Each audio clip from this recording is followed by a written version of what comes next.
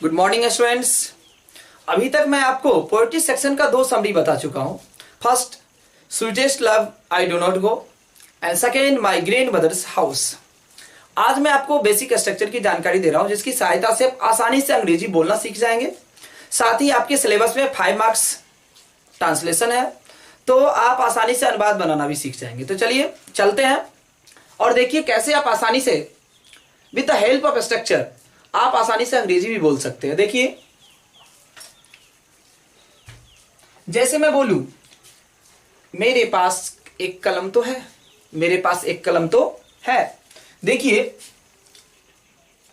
Subject plus do does plus have plus noun.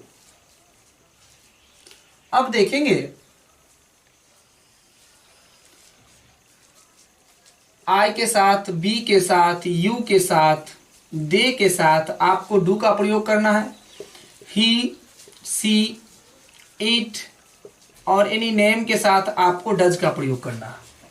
यदि मैं बोलूं मेरे पास एक कलम तो है, देखिएगा, मेरे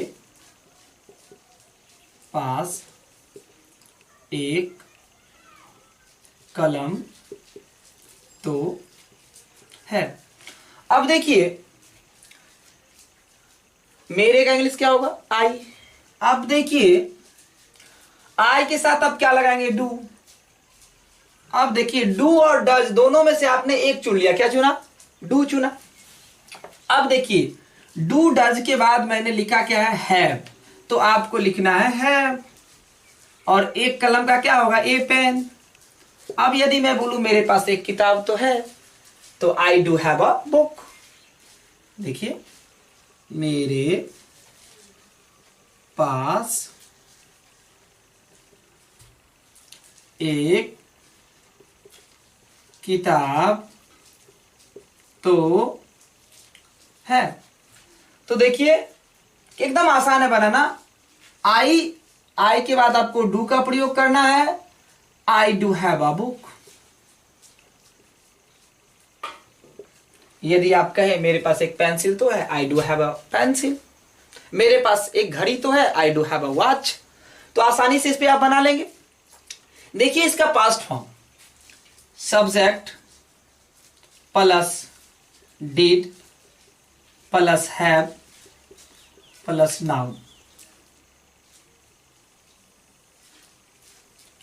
अब देखिए, यदि मैं बोलूं मेरे पास एक कलम तो था, मेरे पास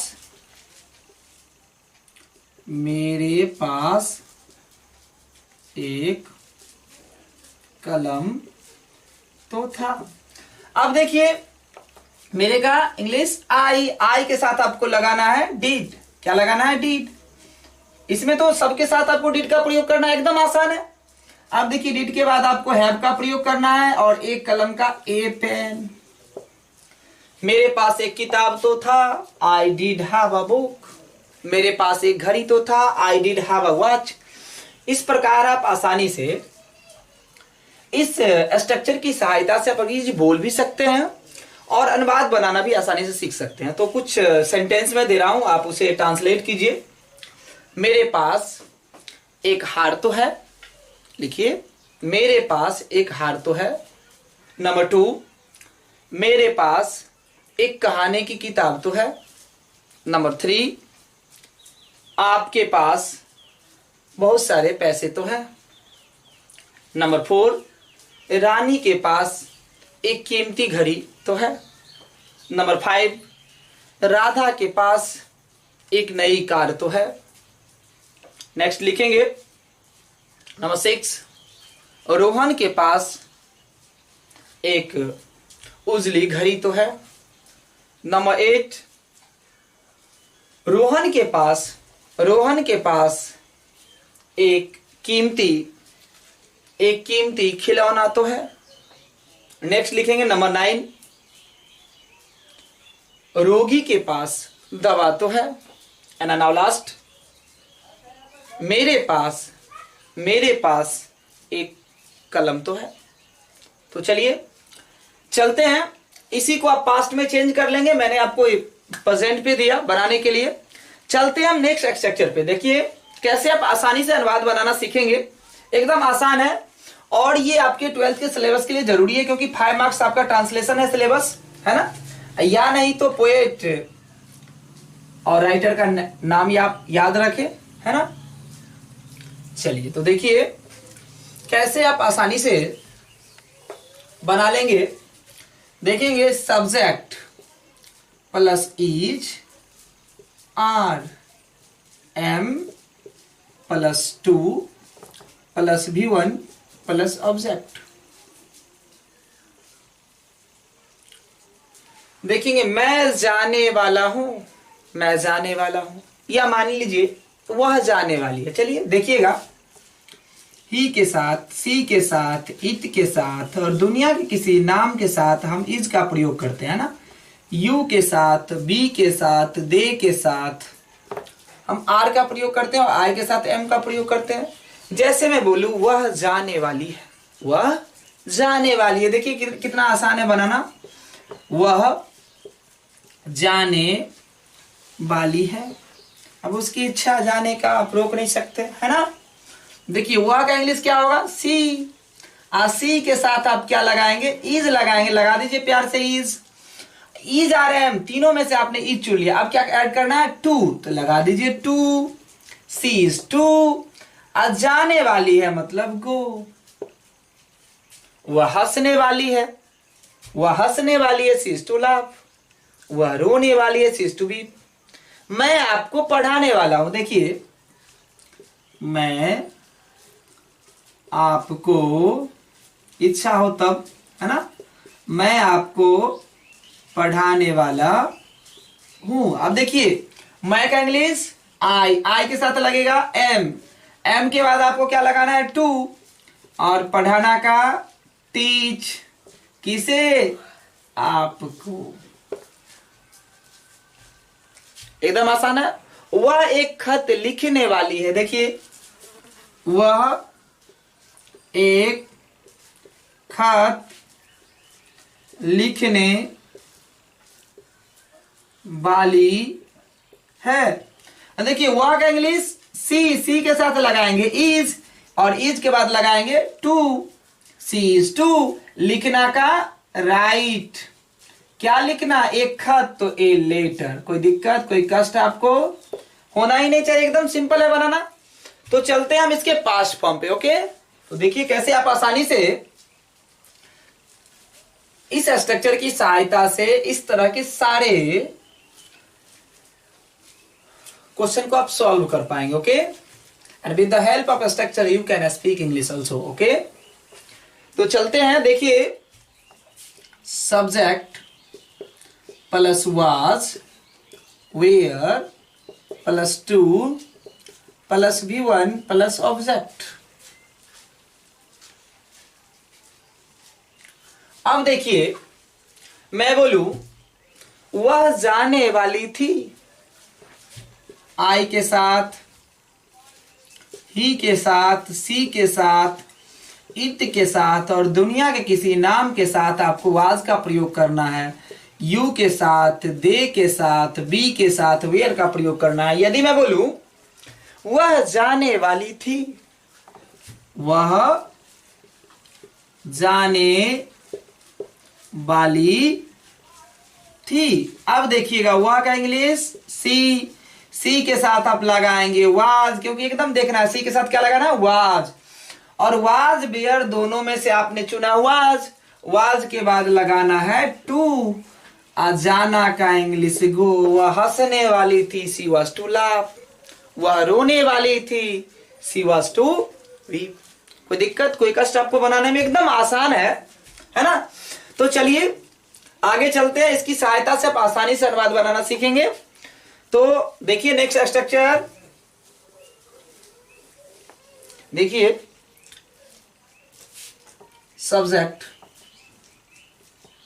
plus has, have plus to plus V1 plus object. अब देखिए ही के साथ, सी के साथ, इट के साथ और दुनिया के किसी नाम के साथ आपको हैज का प्रयोग करना है। आई के साथ, बी के साथ, यू के साथ और दे के साथ आपको हैव का प्रयोग करना है। यदि मैं बोलूं मुझे जाना है, मुझे जाना है, मुझे उनसे मिलना है ना, ऐसा आप बना लेंगे। मुझे जाना है, मुझे का इंग्लिश आई, आई के साथ आप लगाएंगे हैव के बाद लगाएंगे टू और जाना का इंग्लिश गो।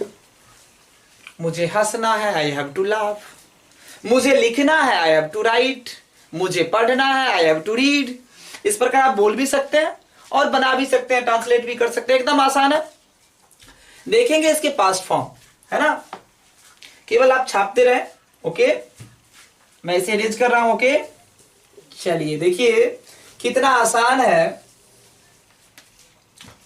देखेंगे subject plus had plus to plus V1 plus object. यदि मैं बोलूं मुझे जाना था, मुझे जाना था, मुझे हंसना था, मुझे लिखना था, ऐसे आप बना लेंगे। देखिए मुझे जाना था, देखिएगा मुझे का इंग्लिश क्या होगा, आई, आई के साथ लगेगा हैड, हैड के बाद लगेगा टू, जाना का इंग्लिश गो। मुझे आपकी सहायता करना था। अब देखिए I had to help you.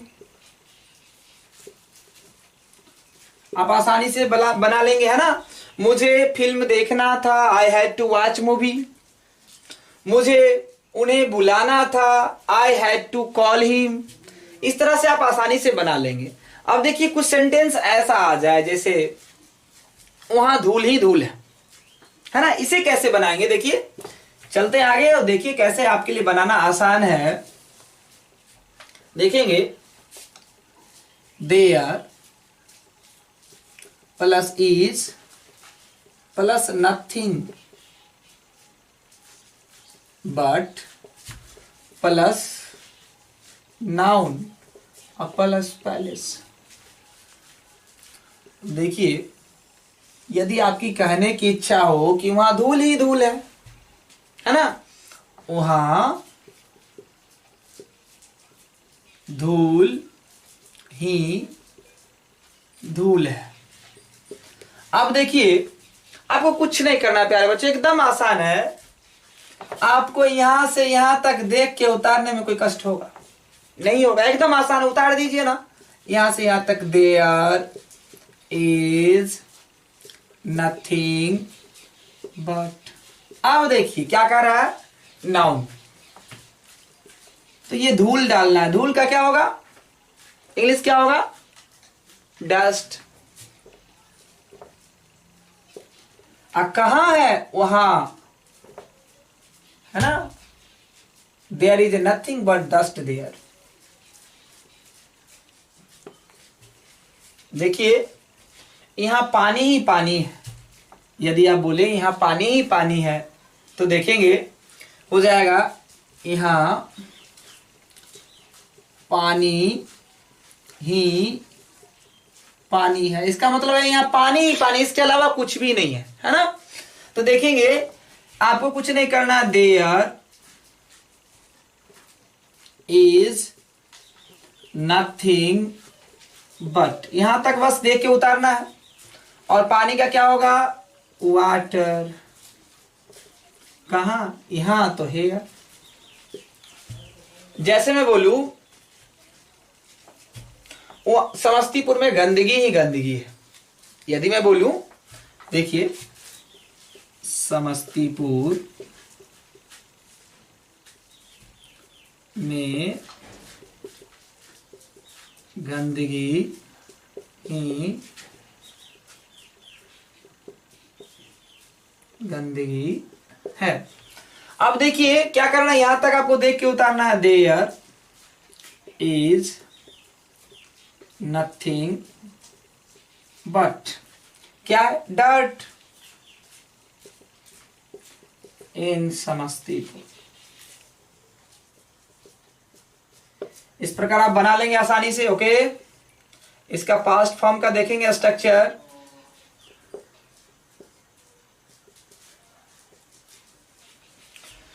Past form भी आपके लिए बनाना उतना ही आसान है जितना आसान आपके लिए है ना। देखिए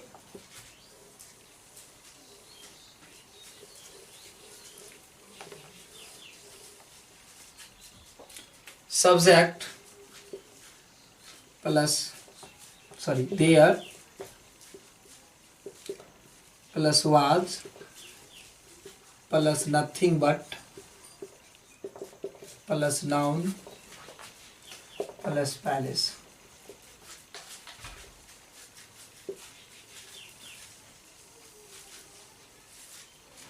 अब देखिए जैसे मैं बोलूं वहां धूल ही धूल था, वहां धूल ही धूल था। अब देखिए आपके लिए बनाना कितना आसान है। वहां धूल ही धूल था। कुछ नहीं करना प्यारे बच्चों, देयर वाज नथिंग बट को देख के उतार देना। देयर वाज नथिंग बट को देख के उतार देना बस। अब देखिए धूल का क्या होगा, डस्ट। कहां, तो वहां, देयर। इस प्रकार आप बना लेंगे। वहां पानी ही पानी है, वहां पानी ही पानी था, वहां धूल ही धूल था। जैसे आप बनाएंगे वहां पानी ही पानी था, तो there was nothing but water there. एकदम आसानी से बना लेंगे।